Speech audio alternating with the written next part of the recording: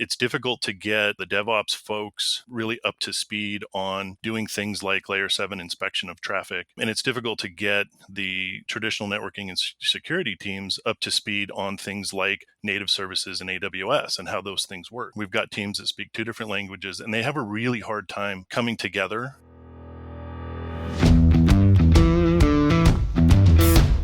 Technology is transforming how we think, how we lead, and how we win. From Intervision, this is Status Go, the show helping IT leaders move beyond the status quo, master their craft, and propel their IT vision. Hello and welcome to Status Go. I'm Alicia Gaba, VP of Marketing for Intervision, and I have with me today Paul Clement, our automation practice lead, and Kevin Brick, Intervision's resident expert on advanced networking within AWS.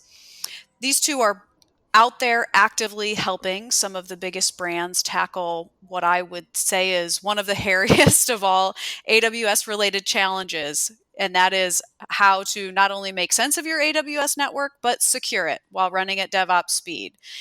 And we're doing this podcast episode somewhat on the heels of AWS's big announcement of its Transit Gateway service. So this is a perfect time to dive into the topic. Paul and Kevin, thanks for joining me today. Yeah, thanks, Alicia. Happy to be here. Good. So let's kick things off. I've heard both of you talk a lot about how a lot of companies today are just simply struggling with AWS network security. What are the biggest factors that have contributed to this? Yeah, well, let me tackle that one first, Alicia. So yeah, what we've seen is it's kind of ironic where a lot of companies are starting to use AWS, but it's not really been initiated. That use hasn't been really initiated from IT operations. It's really been initiated from developers or business units. These are teams within companies that want to transform. A lot of people use that term, digitally transform their companies using technology and software.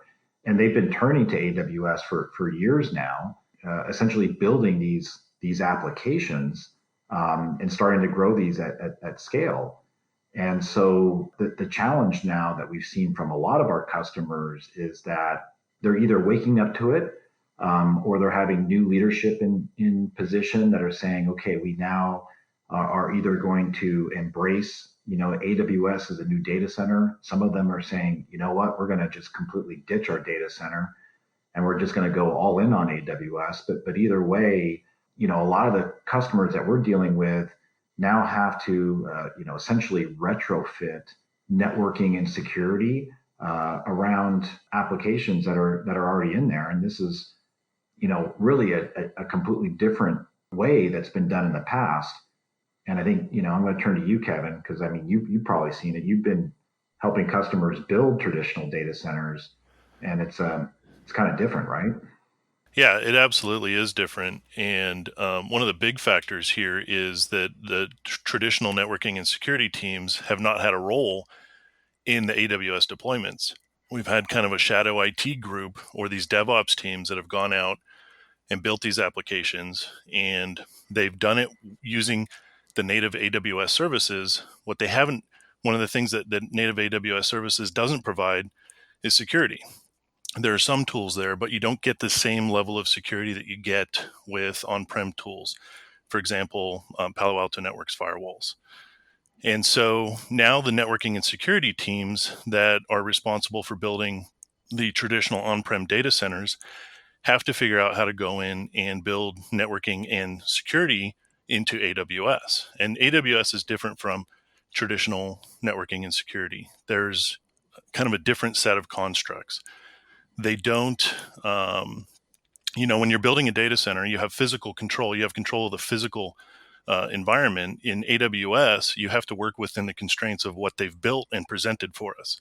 For example, there's no layer 2 in AWS, so you don't have the option of doing traditional HA clusters and that type of thing. And so you have to work around what AWS has provided or exposed in terms of the underlying network and the APIs and whatnot. But ultimately, what we have to do is we have to figure out a way to shoehorn traditional security disciplines into the AWS environment. Yeah, kind of adding on top of what Kevin was saying. I was actually talking to a team of developers at the other day who, we've been involved with their networking team and their security team around exactly this, kind of helping retrofit and build a little bit more discipline in the AWS environment. And what's so funny is how these guys just really don't, they just don't understand it from a developer perspective, because from their perspective, they have compute and they have storage, their applications running. They have load balancing in there from a networking perspective. They have data protection where they have encryption set up and they're doing snapshot of their databases. So to them, they have security, they have data protection, and in their world, that's it. That's all they really have, and that's all they really need. And so there's a bit of a struggle and really a disconnect between that team and the networking and security team who we're kind of dealing with, where we're starting to talk about segmentation. We're talking about how to do account segmentation, access control, just all the other things that to them just feels is going to slow them down. And yeah, it's just a challenge for sure. I can only imagine that the two of you are put in these situations where you're being exposed to the cloud and DevOps teams as well as the traditional network and security teams. Are you seeing there be issues with them simply speaking different languages, and that causes friction, or how are you seeing them come together maybe effectively, or maybe when it's not gone so effectively? Yeah, so I mean, this comes back to the fact that you have separate teams with separate skill sets and disciplines that they're used to performing. So your DevOps team, this is a team of developers, and in before there was public cloud, your developers always had to go to your IT teams in order to get things like infrastructure. So they had to put in a request to get servers deployed and firewall rules updated. As soon as they went to AWS, they basically had this opportunity to kind of end run the traditional networking and security teams. They could deploy everything themselves. And so they didn't need to have a knowledge of the networking or security side. And then likewise on the other side, you have these networking and security teams. They're not developers, and so they haven't really gone out and learned AWS, and so they do speak two different languages. And it's difficult to get the DevOps folks really up to speed on doing things like layer 7 inspection of traffic. And it's difficult to get the traditional networking and security teams up to speed on things like native services in AWS and how those things work. And so we do see situations where we've got teams that speak two different languages, and they have a really hard time coming together and kind of agreeing on what the correct approach is for solving the security problem within AWS. Yeah, and I would say that's really been an area of focus for us that we've been able to help customers around. Is that we've just seen that these politics, play out in so many different organizations. And not to say that it's easy peasy, but I feel that we have a pretty good methodology in place to help bring those different teams together that are talking different languages, and help them essentially get what each of them wants. Right, the networking and the security team just wants the controls and the processes in place. The DevOps and the applications teams just want to move fast, and that's where we've definitely developed tools and processes to help them both achieve their goals. It certainly seems to me that the teams that can come together and figure this out effectively are going to be the most successful. I think we can all acknowledge that AWS has tremendous value. Companies are moving faster, they're deploying things more quickly, and yet we're also at a time where the threat landscape is intense. So the idea that you could help these companies come together on this really tricky topic when they've got very different bases of knowledge seems incredibly powerful to me. Yeah, it's and this is where again we've kind of gone through it a number of different ways. We've done, the workshops, we've done presentations, we've done lectures, and one of the more effective areas that we've kind of developed, and this is actually something that Kevin kind of led the charge on, is developing our own tool sets to essentially show people. And one of those again is tool set that I'll let Kevin kind of talk more about, but we're calling it a network security automation framework, which is a tool again that Kevin helped develop. But it essentially, instead of just kind of talking to how security and network controls can be automated, it's actually a tool that allows customers to see it and feel it. So, for the networking and security team, it lowers that barrier of scariness, if you will, that a lot of the processes and controls that they're doing manually today can be automated. And we use that as a way of kind of showing them how they can take the same controls and tools and automate that. And at the same time, it also shows the DevOps and the applications teams that very traditional and very important tools like Palo Alto can be agile and can be scalable in a platform like AWS. And I don't know, Kevin, if you want to kind of delve into that a little bit more.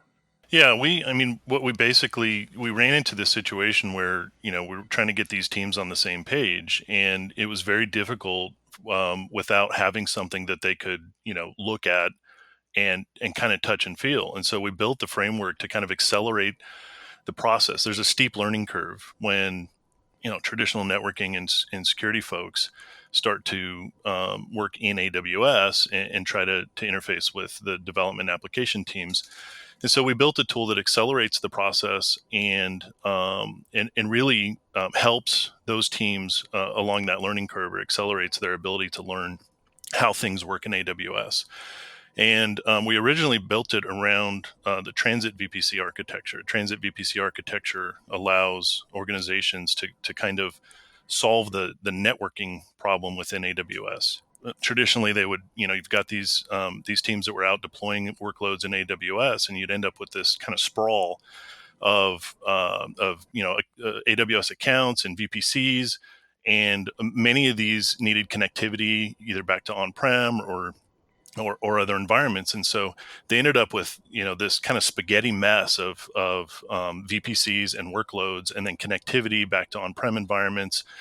And it just became a nightmare to manage using the traditional AWS native tools. And so the transit VPC architecture really solves two problems. Well, the transit VPC architecture itself, it solves the networking problem. And so it lends itself to kind of centrally deploying the security component as well. We built a framework that deploys a transit VPC architecture with Palo Alto firewalls deployed within the transit VPC in order to provide the advanced networking services, the advanced security services. So that would be the deep packet inspection, the threat inspection, URL filtering, data loss prevention, all of those things. And so the network security automation framework takes what was, traditionally a 1 or 2 week deployment of a transit VPC architecture. And we saw a lot of customers that tried to deploy it for weeks or months and never really achieved it. But we've condensed that down to about an hour and a half or 2 hour deployment for a complete transit VPC, including, firewalls completely up and running, including the ability to kind of automate onboarding existing workloads. And so it really accelerates that process. And typically customers, the way we would engage is we would come in and kind of deploy a POC environment with the transit VPC automation framework and turn it over to them and kind of let them kick the tires. And very quickly we see that teams start to understand how these things work. And then the other side of that, not only are we helping the networking and security teams, but then the dev teams, the DevOps teams, and the application teams, we can show them how the automation works. And we can show them that they don't have to worry about security interrupting their agility. They're used to running at DevOps speed. And so what we're trying to do is introduce security and continue to allow them to run at DevOps speed. And so by integrating that automation piece, we're not interrupting their CI/CD pipeline. We're just integrating the security in an automated way. So it gets really the best of both worlds. The security teams get the controls and the visibility that they need, and the DevOps teams keep the agility that they need. Paul, did you have anything to add? Yeah, well, and I know, while we deploy this specifically around Transit VPC, the new Transit Gateway service, which just got released, is the other area that we're covering as well. Yeah, absolutely. So the original network security automation framework is built around the Transit VPC architecture. This was before obviously Transit Gateway, and so the Transit VPC was solving for the network topology or network design issue. Well, AWS recognized this, and so they built a native AWS solution that, for the most part, solves the networking issue that we were solving with Transit VPC. Now, Transit VPC is still a legitimate architecture, and there are certain use cases where it still makes sense. But what Transit Gateway Service does is it allows or provides a native AWS service, which basically solves for what we were solving for with the Transit VPC. And so it provides the ability to provide a transit mechanism for traffic between any AWS workloads, existing workloads, new workloads. And so basically we're attaching VPCs to the Transit Gateway Service, and then we're attaching our security VPC, or what was our Transit VPC before. And the firewalls are now deployed in that security VPC. And so we're leveraging the Transit Gateway Service to solve the networking component, but we're still layering in our security component on top of that. So it sounds to me like the two of you have made a lot of progress working with some companies around this topic, and AWS is clearly doing some things to give people more control over their routing and networking. What is your biggest piece of advice for teams, whether it's cloud and DevOps, networking and security, all of them combined? What's your advice for these groups who are trying to tackle this issue of up-leveling their network security within AWS? Yeah, Alicia, I'll kind of tackle that one first, and then I'll kind of look to Kevin on his piece. But for me, you have to have both sides coming together and working together. That means the application and the DevOps teams working alongside the networking and the security teams. It's just unfortunate. Maybe it's just human nature, call it what you will. But we tend to see a lot of these companies. They can't seem to just get on the same page, and so everybody runs off into their little silos, and it's just not the way to do it. So the network security automation framework that we talked about, that kind of helps bridge that gap so that these guys can not only speak, but also more importantly, understand, each other, because without that team approach, guaranteed either you're going to fail or you're only going to get so far. You're never going to be as successful as your executives and even what you might be hoping to accomplish in AWS. My advice to these teams would be go out and build it, right? Build a POC. This gives everybody an opportunity to kind of work together in a real environment. We see customers build a POC, get test workloads deployed, and start to integrate the automation. And very quickly, the DevOps teams see, hey, this isn't going to slow me down, or if it is going to slow me down, it's going to be minimal. It's just a matter of planning, incorporating into your CI/CD pipeline. So, that orchestration could be done through Terraform. It can be done through native AWS tools. It can be done in a lot of different ways, but basically, we're just hooking into the automation framework. The automation framework is using Ansible to configure against Palo Alto, and it's using the AWS APIs to deploy either the Transit VPC or the Transit Gateway Service. And then on the other side, the security teams see that this stuff can all be deployed and automated quickly. And then when the environment is up and running, they've got what they need. They've got the visibility into the traffic, and they've got the tools to control the traffic. And so it just accelerates the process dramatically. And really, once that POC is in place, it really facilitates kind of moving that into the production operations environment very quickly. Yeah, and just to kind of dovetail onto what Kevin says, when they do that POC, you got to do it together. Don't do it separately. Yep, 100%. Well, I think it's safe to say that AWS, it's truly helping organizations transform digitally and be more agile. And we are in this world where we have to ensure that we're preventing threats and risk from occurring within those environments, because public cloud is no longer relegated to shadow IT. It is production enterprise workloads, and we've got to have teams who can come together to architect, secure, and move fast together. So I think the things that you guys have shared with us today have been really powerful in reminding people that it is still a shared security model within AWS. And so your experts in security, they can work together with the cloud and DevOps worlds and not slow them down, like you're saying, right? That's the big thing. We want to enable companies to move fast, to transform, to stay ahead of their competition. And you can do that all and do it securely and with a strong networking and data center construct within AWS. So thank you both for joining me today. It's been a fun conversation. And thanks to all of our listeners for joining us on this episode of Status Go. You've been listening to the Status Go podcast.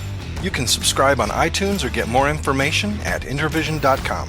If you'd like to contribute to the conversation, find Intervision on Facebook, LinkedIn, or Twitter. Thank you for listening. Until next time.